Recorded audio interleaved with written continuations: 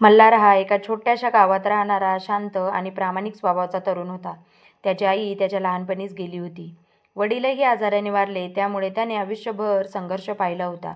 मल्हारची एकच दुनिया होती, त्याची पत्नी वैदेही आणि 7 वर्षाची मुलगी गौरी. दिवसभर मजुरी करून तो घर चालवत होता. गरीब होता, पण मनाने श्रीमंत होता. गावात कोणीही त्याच्याबद्दल वाईट बोलत नसे. एक दिवस अचानक गावात मोठी चोरी झाली. एका श्रीमंत सावकाराच्या घरातून लाखो रुपये आणि दागिने गायब झाले. पोलिसांनी तपास सुरू केला. काही दिवसांनी एका व्यक्तीने खोटा साक्षीदार बनून मल्हारचे नाव घेतले. पुरावे नसतानाही संशयाच्या आधारावर पोलिसांनी मल्हारला अटक केली.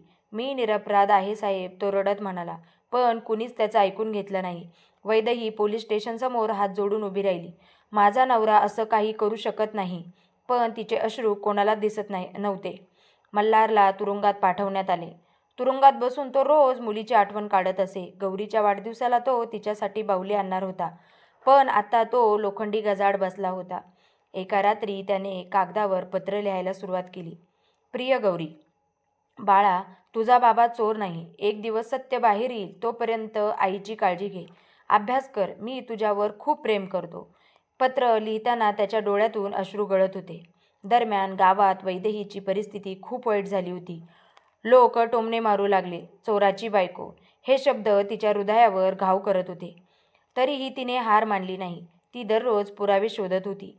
एक दिवस सावकाराच्या घरात काम करणाऱ्या वृद्ध नोकराने तिला गुपित सांगितले, "बाई, चोरी मल्हारने नाही केली, सावकाराच्या स्वतःच्या मुलाने केली होती." हे ऐकून वैदेहीच्या पायाखालची जमीन सरकली. तिने लगेच पोलिसांकडे धाव घेतली. पण प्रभावशाली लोकांमुळे कोणी तिचे ऐकत नव्हते. महिने उलटले. तुरुंगात मल्हार दिवसेंदिवस खचत चालला होता. एके दिवशी त्याला जोराचा ताप आला. उपचार सुरू झाले, पण त्याची तब्येत खालावली गेली. त्याचवेळी वैदेहीला एक मोठा पुरावा मिळाला. चोरीच्या रात्री CCTV व्हिडिओ. त्यात सावकाराचा मुलगा स्पष्ट दिसत होता. आता पोलिसांनी सत्य मान्य करावे लागले. नवीन तपास सुरू झाला.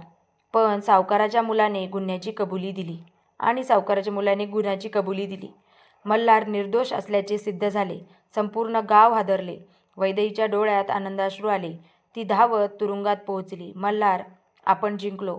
पण तिच्यासमोर जे दृश्य होते ते पाहून ती कोसळली. मल्हार हॉस्पिटलच्या बेडवर होता.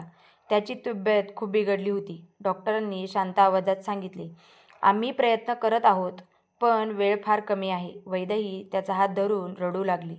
मल्हार हसला. "वैदेही, मला माहीत होतं सत्य जिंकेल. असं बोलू नकोस. आपण घरी जाणार आहोत." मल्हारने मुलगी गौरीला जवळ बोलावले. "बाळा, बाबांचं एक स्वप्न आहे." "काय बाबा?"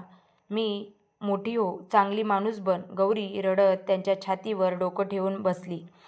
त्या रात्री मल्हारने शेवटचा श्वास घेतला. सत्य जिंकलं होतं, पण सत्य सिद्ध होईपर्यंत त्याचं आयुष्य संपलं होतं. गावातील प्रत्येक जण त्याच्या अंत्ययात्रेला आला. ज्यांनी त्याला चोर म्हटलं होतं तेच आज डोळे लपवत होते. काही दिवसांनी वैदेहीला मल्हारची शेवटची चिठ्ठी मिळाली. त्यात लिहिलं होतं, "माझ्या जाण्यानंतर रडू नकोस, कारण मी हरलो नाही. सत्यासाठी लढणारा माणूस कधीच हरत नाही. माझी आठवण आली की गौरीच्या हसणाऱ्या चेहऱ्याकडे बघ. तिथेच मी कायम जिवंत असेल." पत्र वाचताना वैदेही आणि गौरीच्या डोळ्यातून अश्रू आले. पण त्या अश्रूंमध्ये अभिमानही होता, कारण त्यांनी एक निरपराध माणूस गमावला होता, पण त्याचं सत्य, त्याचा स्वाभिमान आणि प्रेम कायम जिवंत राहणार होतं. कसा वाटला व्हिडिओ नक्की कमेंट करून सांगा. धन्यवाद.